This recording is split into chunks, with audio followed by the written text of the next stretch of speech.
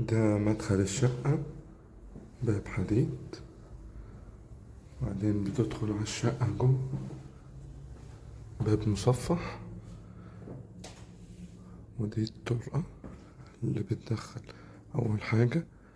ده ريسبشن، قطعتين، وفي قطعة اللي هي بتاع السفرة، قطعة، وده قطعة،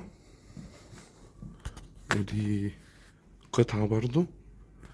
بص على ظهر شارع ويمبي، وبص على خاتم المرسلين، ومكان كله باركيه مسمار.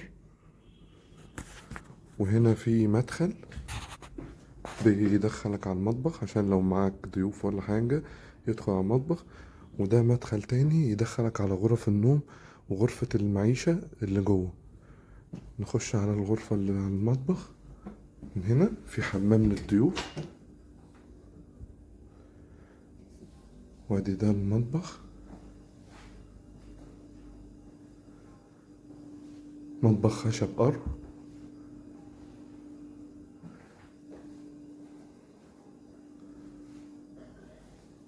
نرجع تاني من بره ونخش على المدخل بتاع أوضة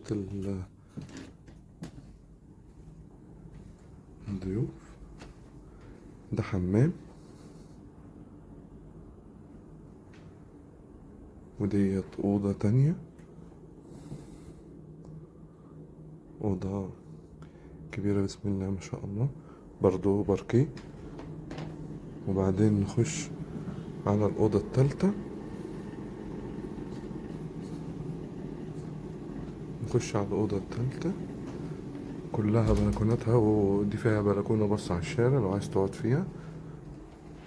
وبعدين ديت غرفة معيشة،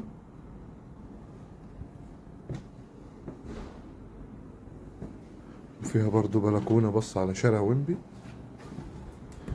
وديت غرفة الأطفال برضو، يعني يعتبروا 4 غرف، وريسبشن 3 قطع، وحمامين ومطبخ.